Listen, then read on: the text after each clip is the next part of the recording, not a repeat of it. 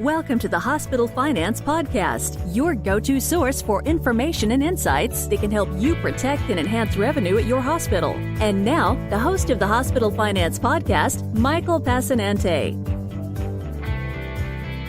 Hi, this is Mike Passanante, and welcome back to the Hospital Finance Podcast. We're glad you could be with us. Today, I'm joined by Bob Mahoney. Bob is a senior consultant in our Reimbursement Services team here at BESLER Consulting. And Bob is going to be talking with us today about the recently published OPPS Final Rule. Welcome to the show, Bob.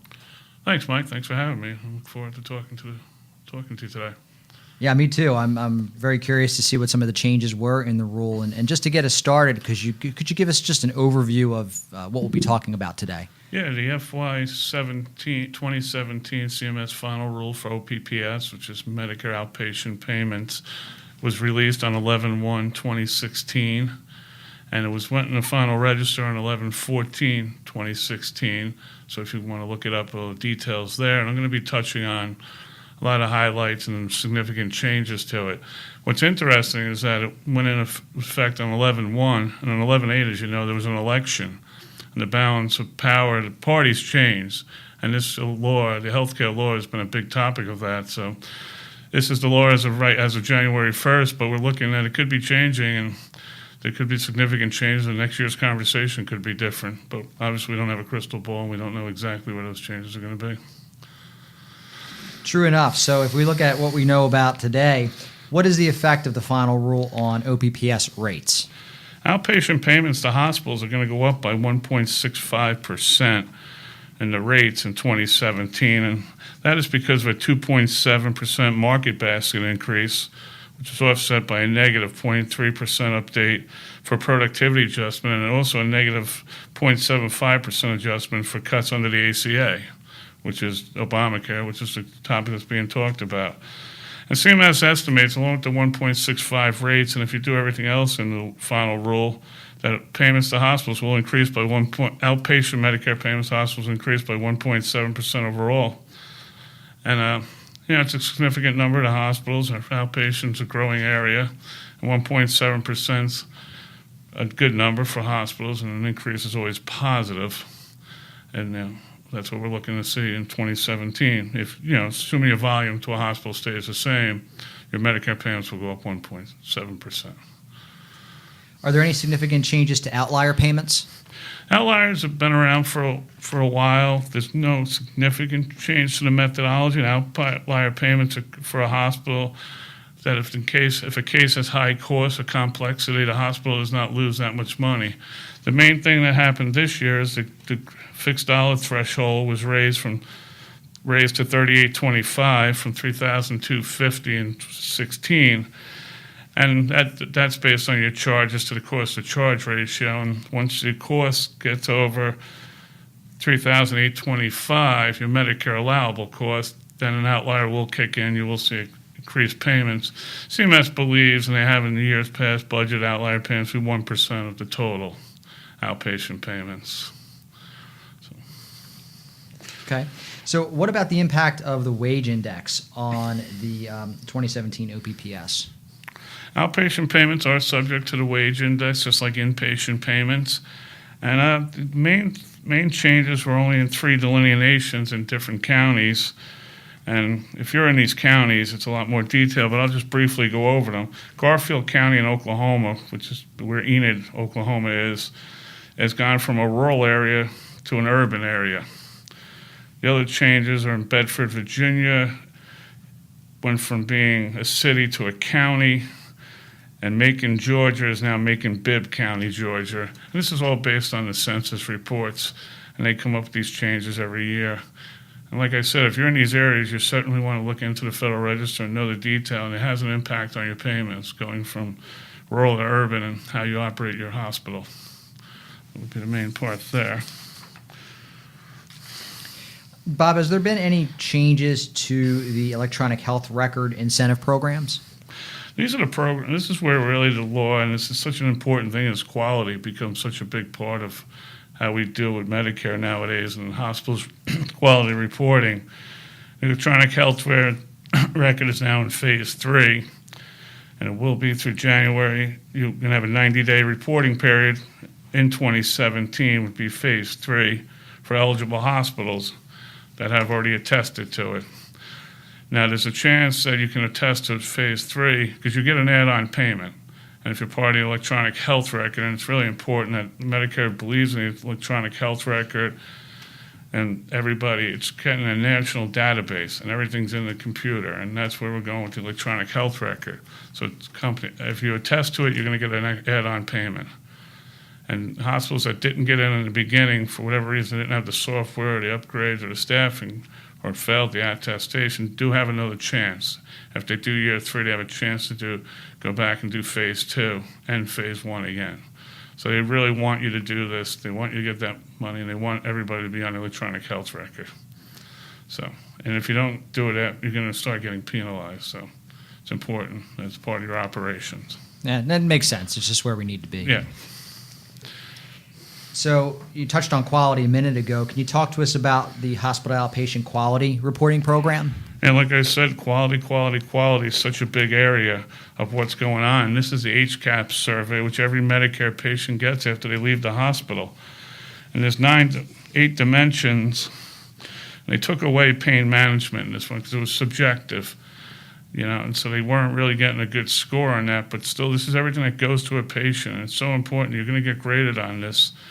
And the 8 that are there now, the communication with nurses, communications with doctors, responsiveness of hospital staff, communication about medicines, hospital cleanliness and quietness, discharge information, 3-item care transition, overall rating in the hospital. And this this happens just after the patient gets home. They get this survey, and they do fill them out. It's so important that hospitals, nurses, and doctors are friendly to patients, care for patients, and the cleanliness. It seems almost a natural thing to do, but we all get busy and we don't do these things. I know at hospitals they have a lot of programs where they all wear badges, and it's you smile on your badge above your waist and a smile on your face. That's a big slogan in a hospital. You see somebody in the hallway, you ask them how to do it. It's just those little things. So it affects payments. It affects payments throughout, and it's going to be a bigger piece going forward. That you keep your hospitals clean, everybody knows what's going on, and you care for the patient. And, nurses and doctors, everybody does a great job taking care of patients. But you do have to make sure that you're training people to be good with people and know what's going on and getting everything right and no medical errors or mistakes. Bob, if you had to sum up the most significant changes in the 2017 OPPS Final Rule, what would they be? This is one that we saw coming for quite a while, and it's a bipartisan act, and it's the changes to off-campus outpatient provider-based payments to hospitals. This was in the proposed rule. There's a lot of pushback. And basically what happens is hospitals expand their footprints. If you're within 35 miles of a hospital, you can apply to CMS and be paid as a provider-based facility for outpatient services. And the reasoning there was that you're part of the hospital's ruling it, they're doing all the quality initiatives, they're compliant, everything that's going on, and if something goes wrong, you're close to the hospital. Well, a doctor's office next door to that for the same procedure is getting paid 50% less at the minimum. So there's been a lot of push from MedPAC and the Office of the Budget saying over $1 billion a year, why are you getting paid more if you're 35 miles away?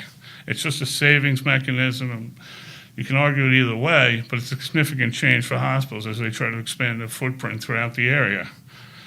So the law went into effect, and if you weren't already if you're a provider-based site before November 2nd, 2015, you're still going to get paid at provider-based rates.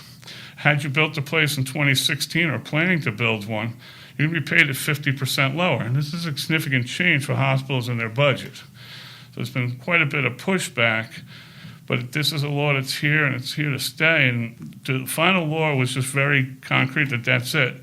But there's been some change with the final rule. The proposed rule had some gray areas, and they've tried to clean some of those up. And one of them is if you're on a hospital campus, and now hospital campuses are sprawling. The 250-yard rule is what they use, and it used to be front door to front door. But now they've changed that, and they're saying it's going to be up to the auditor's discretion where they count from. So it could be the back of the building, is it the parking lot, to the next building on the campus, and that obviously makes it provider-based, and you're going to get paid as an outpatient rate. So that'll help hospitals keep those buildings on site. The other issue is, and there's a talk about having a law in FY18, is if you had already proposed before 2015, before November 2nd, 2015, to build a new building. You didn't get it done yet, but you have the architectural plans, you're raising the money, you're waiting for the site to be ready, and you started building it, and it would be approved once it was built. Shouldn't that be grandfathered? And hospitals are going to fight that, and hopefully that law will go into effect for hospitals' sake. But it's a significant change, 50% less in payments on outpatients, significant dollars for hospital outpatients to lose these sites that have gone up, and also the future of where a hospital is going to go. The other question that's come up, and they talk about it in the final rule, and it's going to be up to orders, and it could become a big issue. If you're in a building and you lost your lease, the hospital, and it was grandfathered in, well, you have to find a new building. The way the law was originally written, you're not going to get the hospital payments. But what they're doing now is they're saying if something caused you to have to move that building, they're not saying loss of lease, they're saying a seismic, an earthquake, building code, other reasons why you have to change that building, are you going to get grandfathered in? You're providing the same services, the same hospital quality. It was good on November 15, but why is it not good now? And that's a significant change. But really, what's going to happen here is hospitals, as they go and plan, and outpatients becoming more and more a bigger part of your business. For patient convenience, patients didn't want to go deal with a big hospital. They went to a place off on the side to get their EKG, to get their treatments done, their radiology procedures. Hospitals were making more money, and so they realized, why are we paying the hospital more to do an x-ray and paying a physician 50% less to doing the same procedure? Are you not really much safer? You still got to get an ambulance to get to the hospital. So you can see where this is heading, and it's a significant issue for hospitals in planning and going forward. So, and they just came up with 1 year this year. The 50% payment is this year's payment for 17 because this rule is happening so quick they weren't even prepared for it. So this rule is going to probably change again in 18, but it doesn't look good for positive for hospitals. So whatever plans you made, you really need to take a look at that, your staffing and what you're going to plan. And hospitals are really probably going to have to go down the joint venture road or work with physicians to have to be able to provide that in their name, the outpatient site, as part of their hospital, but knowing the physician's getting the rate, and if it helps, it's all about footprint. Hospitals are all trying to expand, and they're very competitive. You get the bigger systems. So the 35 miles from when you take over a hospital, all these rules are coming into effect, and you get involved in the Stark law and everything else. So it's a significant change for hospitals, and I really think that's the biggest part of this law, and hospitals have been preparing for this. And they might have to bring stuff in-house or change the way their buildings are set up if they're not getting those payments. So you're not going to get the 1.7% increase we talked about if a couple of your buildings are off-site. And every dollar counts in healthcare. Yes, it does. So, a lot of challenges ahead. Yes, certainly is. Well, Bob, thanks for coming by today and sharing your insights on the 2017 OPPS Final Rule. All right, thank you.